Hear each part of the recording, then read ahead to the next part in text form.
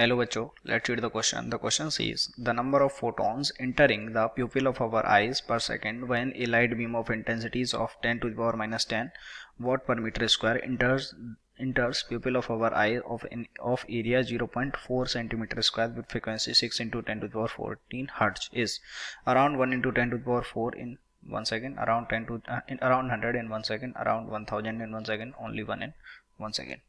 तो सबसे पहले इस क्वेश्चन के लिए हम इसका की कॉन्सेप्ट लिख लेते हैं एंड इस क्वेश्चन के लिए जो इसका की कॉन्सेप्ट है की कॉन्सेप्ट है that is intensity and number of photons in light beam. Okay, ये इसका की कॉन्सेप्ट हो गया।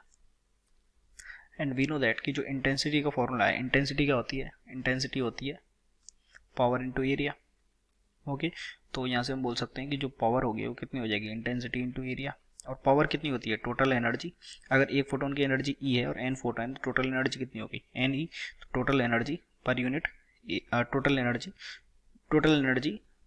पर unit second, per unit time. Okay, तो N E upon T total हो गया power, it is equals to I into A. तो यहाँ से हम क्या निकाल सकते हैं? यहाँ से हम बोल सकते हैं ई को क्या लिख सकते हैं? ई इक्वल्स टू कितना होता है? एच न्यू, और nu equals to C upon lambda, तो E equals to H C upon lambda. तो यहाँ पे कितना आ जाएगा? N H C upon lambda T, it is equals to I into A. तो यहाँ पे आ जाएगा, हमको निकालना है क्या? हमको निकालना है the number of photons entering the pupil of our eyes per second, यानी एन अपॉन टी का वैल्यू निकालना है। तो एन अपॉन टी, इसका जो वैल्यू है वो कितना आ जाएगा? N upon T equals to आ जाएगा I into A into lambda divided by H C. तो अब इस वैल्यू को हम कैलकुलेट कर देंगे। तो यहाँ पे आ जाएगा कितना? N upon T it is equals to I. Intensity कितना दे रखा है हमको?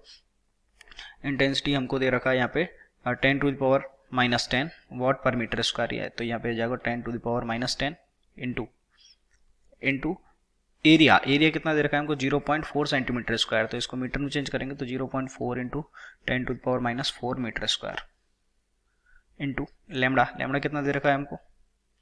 लेमड़ा यहाँ पे हमको कितना दे रखा है?